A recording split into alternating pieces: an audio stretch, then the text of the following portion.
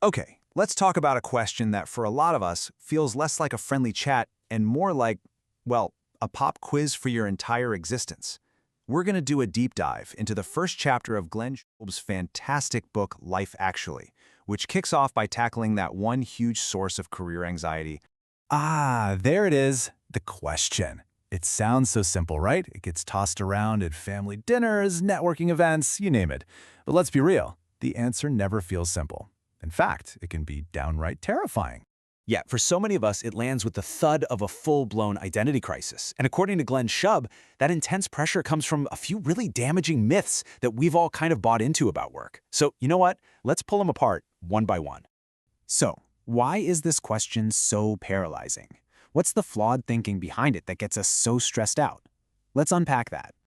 Okay, here's the first big one. It's this idea that your job has to be a perfect one-to-one reflection of your identity. And that belief turns what should be a practical choice into this massive existential decision. Suddenly you feel like you're not just picking a job, you're picking who you are as a person. No pressure, right? But Shubb totally flips this on its head. He says your career isn't some fixed, permanent identity, it's a source of information. Think about it like this.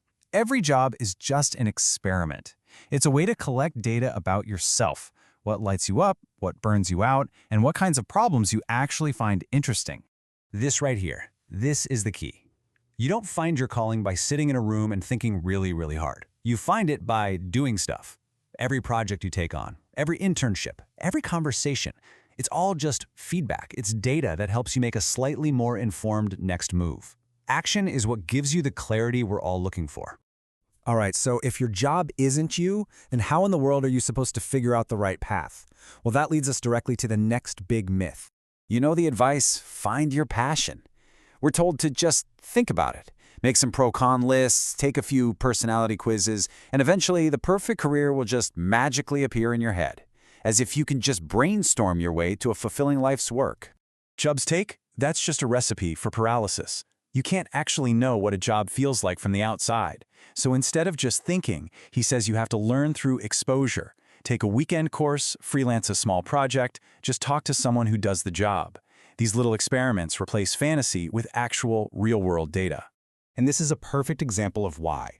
Job titles lie. Seriously, a product manager at one company might spend all day in high-level strategy meetings. But at another company, that same title could mean you're buried in technical documents all day. It's the exact same label for two completely different jobs. You have to investigate the work, not just the title. And all this leads us to the final, and maybe the sneakiest myth of them all, this totally unrealistic expectation we have about what happiness at work should feel like. We have this cultural fantasy that if we find the right career, it will be pure joy. It'll be frictionless, we'll bounce out of bed every morning, and if we ever feel stressed or bored or challenged, well, it must mean we picked the wrong thing. Shubb argues this is completely backward. All meaningful work comes with friction. All growth is uncomfortable. So the goal isn't to find a job with zero discomfort. The goal is to find the right kind of discomfort, to choose the specific set of problems and pressures that you're uniquely wired to handle. And that brings us to his definition of fit. Fit isn't about finding a perfect, easy job that never feels like work. It's about finding that sweet spot, that alignment between the kind of stress a job produces and the kind of stress you can actually tolerate and maybe even thrive on long term. That's what makes a career sustainable.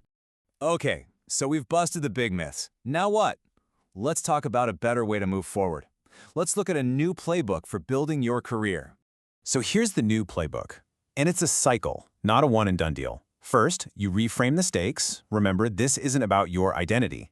Second, you expose yourself to real-world info through those small experiments. Third, you use that info to research the actual day-to-day work, not the shiny titles.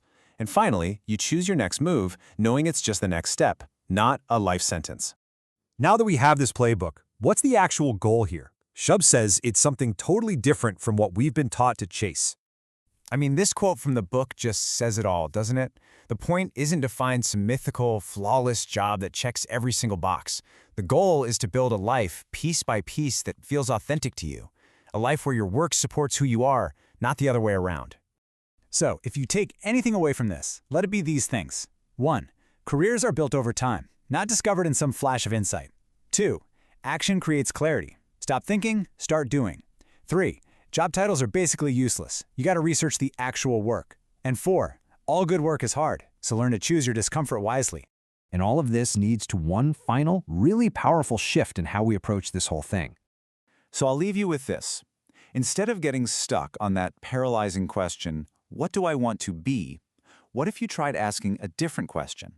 What if you asked, what problems in the world am I genuinely curious about solving? That one little shift can change everything. It can move you from anxiety to curiosity, and from being stuck to finally taking that next step.